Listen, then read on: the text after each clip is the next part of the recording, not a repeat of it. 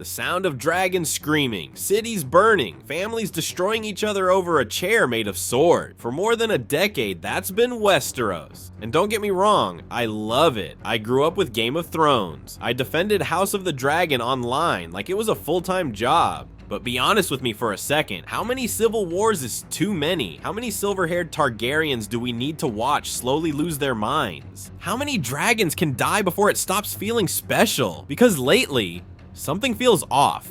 Not bad, just tired. And that's why HBO's next move might be the most important one they've made since the original Game of Thrones ended. Because instead of going bigger, they went smaller. Today I want to talk about A Knight of the Seven Kingdoms, why it's nothing like the other shows, why that's a risk, and why it might secretly be the future of the entire franchise. And yeah, there are no dragons. Let's talk about it. Here's the uncomfortable truth. Franchise fatigue isn't about bad writing. It's about scale addiction. Every season has to be bigger than the last. More characters, more houses, more timelines, more CGI. At a certain point, the spectacle starts eating the story. House of the Dragon is impressive, but let's be real. If you miss one episode, you need a family tree, a map, and a YouTube recap just to emotionally re-enter the plot. And when everyone is important, no one really is. We stop connecting to people. We start tracking chess pieces. And HBO knows this, which is why A Knight of the Seven Kingdoms feels like a deliberate course correction,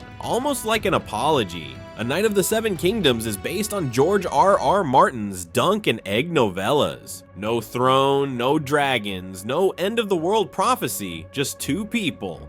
Sir Duncan the Tall, or Dunk, a hedge knight with no land, no money, and barely enough armor to pass as legitimate. And Egg, his sharp-tongued, bald, mysterious squire who definitely knows more than he lets on. Dunk doesn't want power. He doesn't want to change the world. He just wants food, work, and to live up to the idea of knighthood he was taught, even if he's not sure he deserves it. And that right there, that's the hook. Here's the wild thing. When the world isn't ending every episode, the choices matter more. The tension in this show doesn't come from, will the city burn? It comes from questions like, can Dunk afford better armor? Will he be punished for standing up for himself? Did he just insult the wrong noble by accident? Those are human stakes, and when Dunk fails, it hurts. Because he's not a king. He can't hide behind armies or dragons. He's just a guy trying to be decent in a world that doesn't reward decency. That's relatable, that's emotional, and honestly, that's refreshing. One of the biggest problems with massive ensemble shows is a character blur. Think about it. How many characters in recent fantasy shows can you describe without mentioning their title or house? Exactly. This show avoids that trap by doing something radical. It focuses.